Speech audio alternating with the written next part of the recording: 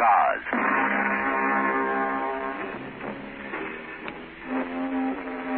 General Motors and their dealer organization throughout Southern Africa proudly bring you the drama, the danger, the thrills, and the facts when the long arm of the law travels in squad cars. The story you're about to hear is true. Details are supplied from the official case files by the South African police. Only names and places have been changed to protect innocent people involved.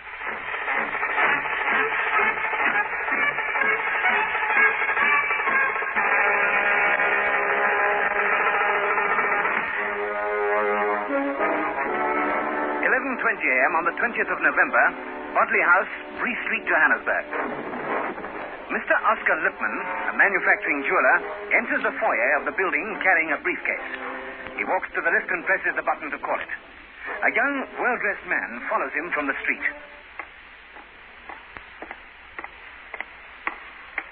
Morning. Good morning. Looks like it's going to set into rain earlier than usual today. Yes. Which floor? Fifth. Right. You're going to give me that bag quietly, or do I have to get rough? What you talking? The bag. You're getting lost. Give me the bag and quick. Take the hands off me. It's going to register with you just now that I mean business. Shut up.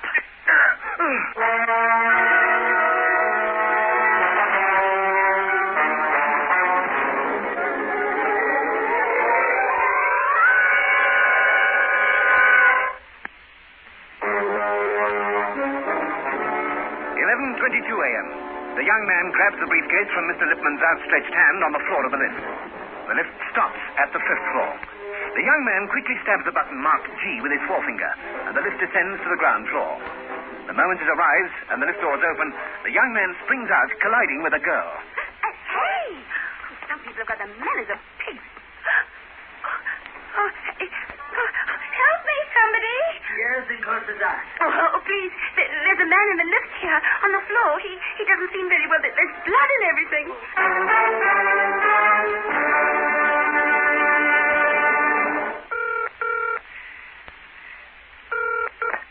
Please, Constable Haynes speaking. My name's Deal. I'm the manager of Lipman's Manufacturing Jewelers at Bodley House, Bree Street. My boss has just been attacked in the lift. He was carrying a briefcase containing a parcel of diamonds. It seems to have been a young man who was in the lift with him. All right, we'll send someone immediately. 11:40 a.m. The constable on a motorcycle arrives at the scene of the crime. He's told by the girl that the young man with the briefcase has left the building and turned right in the direction of Twist Street. The motorcyclist spends some time searching the streets in the vicinity for anyone answering the vague description he's been provided with. His search is fruitless, and he reports back to control that it's obviously a case for the robbery squad. It becomes another assignment for Lieutenant Dirk Labaskachny. How to do, Lieutenant? Oh, Mr. Deal. Where's the man who was assaulted? What's his name? Mr. Lipman. We had to rush him to hospital. We couldn't get him to come round. Oh, don't like the sound of that. What are his injuries? He'd been hit in the face. He was bleeding from the mouth, and there's a big bruise above his left cheekbone. Any news from the hospital? Not so far. How much are the diamonds worth? 15,000 rand. Was he bringing them here? Yes.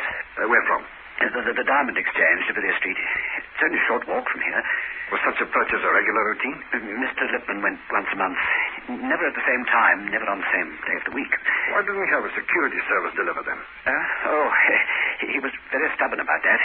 He didn't think the expense was justified over such a short distance. How many people work here? There are 9 of us, including the delivery boy. Mr. Deal, who knew? Who could have known what Mr. Lipman was doing today? Well, he told me. Nobody else? Definitely not. Well, somebody knew what he had in that case. Mr. Deal, where's the girl who found him? She's through the back there. She wasn't looking so perky herself after all. I told Moses to make her a cup of tea. Thanks, Mr. Deal. Good morning. Good morning. Feeling better? Yes, much better, thank you. Nasty shock for you. How is he? Any news? Not yet. Oh, shame. Well, I was coming here to have my engagement ring changed. It's too big for me, you see, too loose. I was afraid of losing it. My fiancé got it here last week. It was a surprise for the weekend. I nearly died when I saw the mess in the lift. I didn't know it was Mr. Lipman. I'd never met him before, you see, but Ronnie said that I should see him. Of course, when the cleaner downstairs said it was Mr. Lipman from 7, I knew right away. You saw the man who did it? Oh, it must have been him. There was nobody else in the lift, and he was carrying a case. He was in a tearing hurry. He nearly knocked me over. What's your name, please? Penny Shaw. Shaw. Address, please? 153 Conrad Drive, Blackgowrie. Blackgowrie. Good. Now, how much of this man did you see? Oh, dear, I knew you were going to ask me that. I've been trying to remember. I got the impression that he was young and good-looking, on the dark side. Would you recognize him again, say, from a photograph or so? Not sure. He bumped me, you see. I recovered in time to see him going out into the street. Tall, short, fat or thin? Medium height, I should say. Seemed to have a nice build, good clothes, neat haircut. That's about all I can tell you. Excuse me, sir. Yes, Sergeant. Bad news on the fingerprint front, sir. Found great matching impressions on the G button and on the 7th floor button in the lift. Now, what's bad about that? They turned out to be the cleaners, sir. Joshua Mkwanazi. Blast. That's not quite how I expected, sir. I can imagine. An information for you, Lieutenant. It might help. I've been on to the Diamond Exchange. The parcel purchased by Mr. Lipman was an assorted lot. The stones ranged in size from 2 carats down to diamond chips. They were all in a small humor bag with drawstrings. It's a bag Mr. Lipman always used. Well, thank you, Mr. Deal. Nothing to help us there, either. Not much anyway. I just thought you'd like to know. Yes, thank you. My colleague and I are just going downstairs. If there's any more news of Mr. Lipman, we won't be very far away. Right. Lieutenant Lamascotney and his colleague, Detective Sergeant Gibson, go down to the street. He shot out of the building and turned right, according to the girl. Now, perhaps some of these businesses in the vicinity have someone who saw something. They're worth a try anyway. Now, you take the chemist and the furniture shop. I'll try the florist and the gents' outfitters. No, I'm sorry. If I spend my time gazing into the street, I'd never get anything done. A young man with a case? Sounds like a traveler. You've seen one traveler, you've seen them all. I was in the back. We had a big order to prepare for a funeral. We only came through for customs.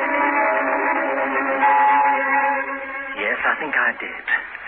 Now, what makes you think so? Well, clothes are our business. I saw this new line going by. It's the casual exec from Freeman's. Only came on the market last week. Lovely set. 40 regular, navy blue pinstripe. They're very much in, you know. No, I didn't know. Anything else about him? Did you see where he went? Jumped a bus on the corner going up the hill. Did you see his face? No, just from the back. Very narrow in the hip he was. Soft Italian shoes and a pale blue shirt. But I thought you only saw him from the back. Well, I could see his collar. Looked like a Delta cutaway. 15.5-inch neck. You're very observant. I am when I want to be. Can you give me some indication of outdoories? 5'11" or 6'1", I'd say. Very nice haircut, too. Shaped and cut square at the back. Well, it's possible that we'll be in touch with you again. Glad to oblige. Oh, what is the name, please? Cyril Frankel. Much obliged, Mr. Frankel. Sending Detective Sergeant Gibson to the hospital for news of Mr. Lipman, Lieutenant Lamascotney goes to talk to a municipal inspector at the bus terminus. It was just after 11:20 from all accounts. Now, one of your buses was going up the hill. Which would it be and where would it be going? Let's have a look here.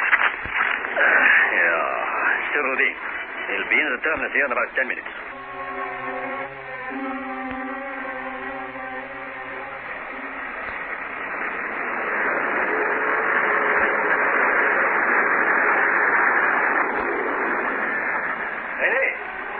Over here. What's this? Police. Oh, why? What's the charge? Come on, man. Don't mess about. I want to tell you here now, I'm not guilty yet. This is Lieutenant Lamascotney, Brixton Robbery Squad. I think you could help us with an investigation we're pursuing. Now, on your way out of town this last run... Yeah? Do you remember a young fellow jumping aboard at the corner of Bree Street? Yeah. Cocky little devil. Gave me a hard time because I didn't have change for 10 rand. I wouldn't take it and just made him get off at the next stop. Where was he going? Only to the top of the hill, so I figured it wouldn't hurt him to walk anyway. Was this a good-looking youngster carrying a briefcase? Yeah. A smart suit, a blue shirt? Yeah, that's it. You get a good look at his face. Yeah, well, I mean, he was about as close to me as you are now. He had dark hair, almost black, brown eyes, and a mouth full of teeth. Now, how old would you say? Around about 23. When can you go down to John Foster Square to our records department? What for? I want you to look at some photographs. Okay. Well, I'll be off at about 3 this afternoon. Right. I'll tell them to expect you. Go and see Captain Opperman. Ask for him at the CID offices. Lieutenant Labuschagne then goes to the hospital. He finds Detective Sergeant Gibson hovering near the casualty ward. Good afternoon, sir. Oh, what's the latest on Mr. Lippman? Bad news, I'm afraid, sir. The old boy's had a stroke.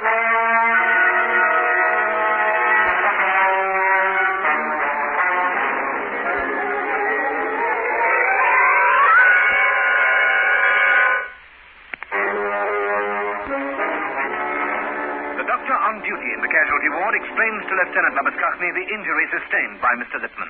The blow he sustained to the left temple must have been particularly vicious.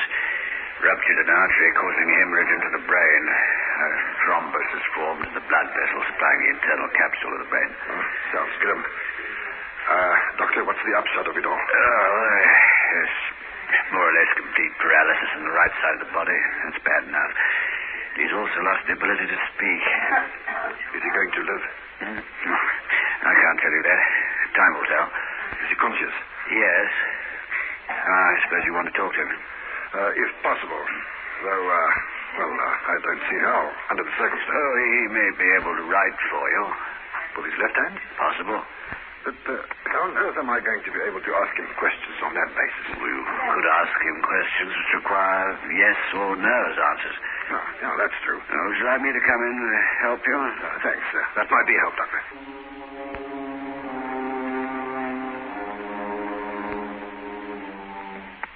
Mr. Lippman, these gentlemen are police officers. They're investigating your case. They're going to ask you one or two questions. If the answer is no, will you lift one finger of your left hand? Mm-hmm. And if the answer is yes, clench your fist. You do that? Good. He's all yours, Lieutenant. Thank you. Mr. Lippman, I'm sorry about what's happened. We're doing our best to catch up with the youngster concerned. Is he anybody you've seen before? One finger. Was he a tall, good-looking youngster? Dark, well-dressed? He's clenching his fist. Mr. Lippman, would you be able to recognize him if you saw him again? He says yes. Do you think you were followed from the diamond exchange? Fist again? Could he have known what you had in the briefcase? Finger, fist. I think he means he doesn't know. You see, Mr. Lippman, I'm trying to establish some sort of link between you and the exchange, or between you and your employees. He says no, vigorously. You consider your employees to be above suspicion? He says yes. Did the man speak to you at all? Yes, again. Was he South African? No. Was he British? Yes. How are we getting there? All right, Mr. Lippman. I won't tire you with any more questions just now. Now, if anything occurs to you that you think may be valuable to us, just get hold of the doctor here. You know where to find me. The next day, Lieutenant Labuschagne goes to see the head of the CID on the Witwatersrand. And that's all we've got, sir. Despite further investigations, the trail's ended.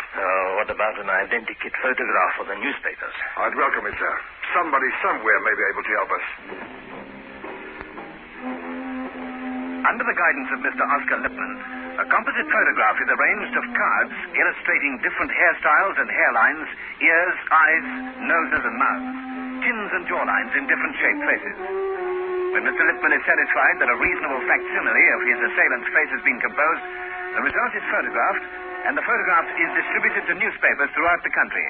with an appeal that anyone knowing of the whereabouts of such a man should contact Lieutenant Labuschagne, telephone number 354-114. Lieutenant Labuschagne? Oh, yes. Oh, tried to steal your dog, did he? A what? Oh, a Chihuahua. Well, I won't worry. I suppose he's big enough to look after himself.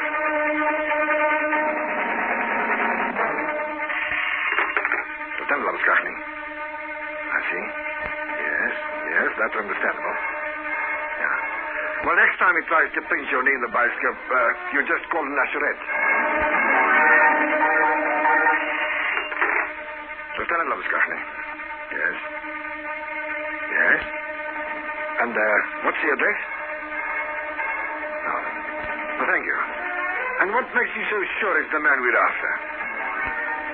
Oh, well, because he's growing a beard. In 2 days.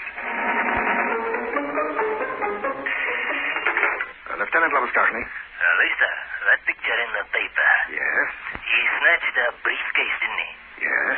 I'm sure he was out our way yesterday afternoon. And, where's your way? The Spreaker. We found pigs here. Now, it was after 4. I just slipped up to the house to have tea with my missus. Well, it looks like nice rain cooking up for the south, Mummy, eh? Let's hope so, Dad. Cool things down a bit. Who's the visitor? Huh? What was it, Alan? Down there by the road. I didn't see him. Oh, well, I wouldn't worry. I thought he was waiting for you. Is he lighting a fire there? Yes, looks like it. A cheeky devil. Oh, well, I'll go and fix it. Don't be long, Daddy. Your tea will be spoiled.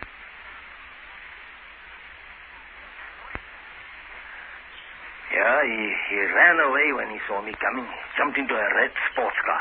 Registration number? Well, now you got me there. I was so concerned with what he was burning, I never thought to look. Here it is, Arthur. Thanks. This is Lieutenant Labuschagne, by the way. Hello. How do you do, Mrs. de Kock? You see, it's a briefcase. I was able to pull it off before it was damaged too much. Is that what you're looking for? Lieutenant Labuschagne puts the scorched briefcase into a plastic sample packet, and he takes it to the hospital where Mr. Lippman identifies the case as being his. The Brigadier advises Lieutenant Labuschagne to take it to the Bureau of Standards in Pretoria for intensive examination. In a matter of hours, the laboratory technician is able to tell the police officer the results of the examination and analysis. Well, as you'd imagine, there was plenty of carbon about, the result of the fire. There was a bent staple inside and some small fragments of good quality paper and traces of schmaltz. Schmaltz? They're chicken fat. Oh. Perhaps somebody was taking sandwiches to work. Oh, possibly Mr. Lippman. Yes, go on. The house dust, which leads me to something rather unusual. Sawdust, Rhodesian teak with traces of varnish. Was the wood varnish? Yes, there was a preponderance of varnish in the small sample at my disposal. I don't know whether that's significant or not. Varnished Rhodesian teak? Sawdust? Where the devil did that come from? Rhodesian teak is commonly used for flooring. You know, for parquet. Yes, that might explain the varnish, but how did it come to be sawdust? Oh, that's your job, not mine. Were the samples clean, new? Is that the word I'm seeing? You mean, did it become sawdust recently? That's it. I'd say yes to that. Within the last day or two. Possibly a week. Upon his return to Johannesburg, Lieutenant Labuschagne, in company with Detective Sergeant Gibson, visits firms whose speciality is parquet flooring. And sanding. Now, this is a Maple Hill Bar in Berea. Now, the man we're looking for seems to be heading for this point here. Now, he was on a bus, and he asked to be put off at the bus stop. Now, this is only a hunch, but we've nothing else to work on. It's likely that he lives within half a mile of this point. We'll use the bus stop as center for a radius of half a mile. Now, I want to know if your firm has undertaken any floor sanding in this area, in a private house, flats, a boarding house, or an hotel, within the last week or 10 days or so. The lieutenant puts the same proposition and question to 8 firms before he gets a break. Yes, Canberra Heights. It's in Cotter Street and the Berea end, I remember. We did all the flats out recently. Sanded the floors. The owner's renovating, wants to put the rents up. Who can I talk to there? Oh, let me see. Yes. Our contact was a Mrs. De Beer. She's the caretaker.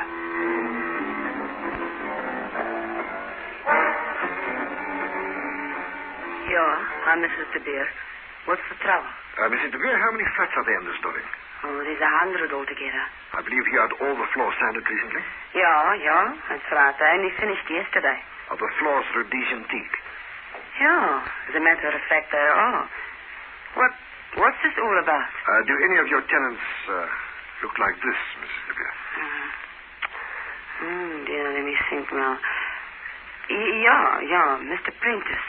He's in 206. Does he drive a red sports car? Yeah. Well, what's he been up to? Is he in at the moment? No, at least I don't think so. I was in the basement not 5 minutes ago, and his car wasn't there then. Is he at home during the day a lot? Yes. But doesn't he work? Oh, he works in some restaurant or other, only at nights. Seems to do very well for himself. I see. Come on, Sergeant. We'll wait in the basement. It's 25 to 6 when the red sports car turns into the basement garage.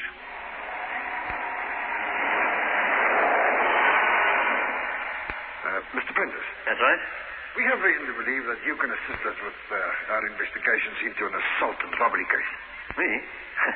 You must be making some mistake. Oh, possibly, but I must ask you to accompany us. Why? Where to? Hillbrow Police Station. What for? To attend an identification parade. Is this going to take long? Oh, 10 or 15 minutes. Well, I'm due at work at 6:30. Oh, this is much more important than that, Mr. Prentice. I'm sure your employers will understand when you explain. All right. But you're barking up the wrong tree, that's for sure. Oh, I'll risk it. Sergeant. Yes, sir? Lay on an identification parade. 10 or a dozen men. I'm going to get the hospital to let us have Mr. Lipman in a wheelchair. Right, sir.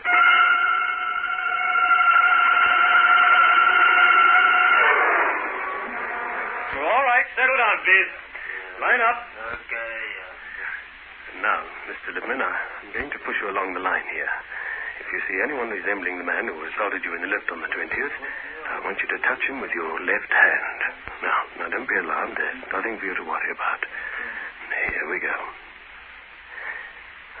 Not this one, eh? Oh, this one. Number 3 is in the clear. And 4. What's the matter? You want me to stop?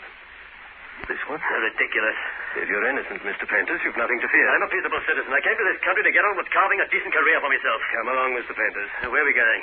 To your flat. We've reason to believe that you've a parcel of diamonds in your possession. Diamonds? I've never heard anything so daft in all my life. What would I be doing with diamonds? Yes, all right, Mr. Prentice. That'll do. This way.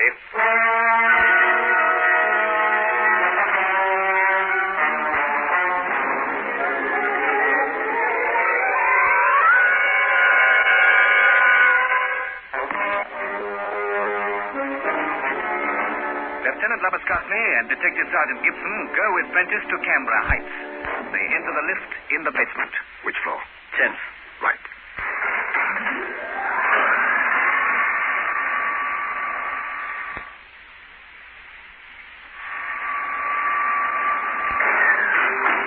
Now, which one's yours? The one on the end. Right.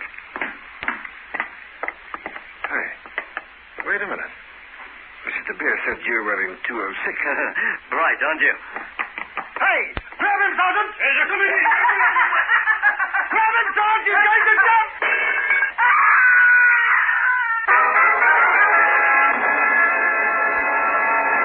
Having tricked the police officers into going up to the 10th floor, Prentice suddenly ran for the glassed-in parapet. His end was spectacular, to say the least. He dived through the glass and fell to the street below. And thus ended a life of crime which had begun when Prentice was in school in England. At the time of his death, he was actually wanted in connection with an armed robbery in Birmingham. He lived by his wits, and being short of money and having to meet some pressing gambling debts, he waited outside the diamond exchange until someone emerged carrying a briefcase. His victim was Mr. Oscar Lipman, who, incidentally, recovered almost completely. He now lives on the Natal South Coast in premature retirement with his wife. The parcel of diamonds was recovered intact. They prowl the empty streets at night, waiting, in fast cars, on foot, living with crime and violence. These men are on duty 24 hours out of every 24.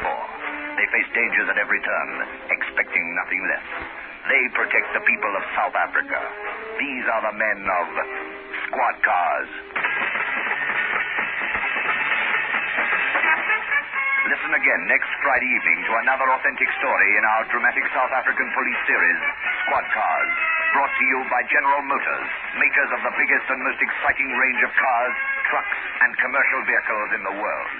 Cadillac, Buick, Oldsmobile, Pontiac, Beaumont, Chevrolet, Opel, Holden, Vauxhall, Bedford, GMC, and Ranger, South Africa's own car.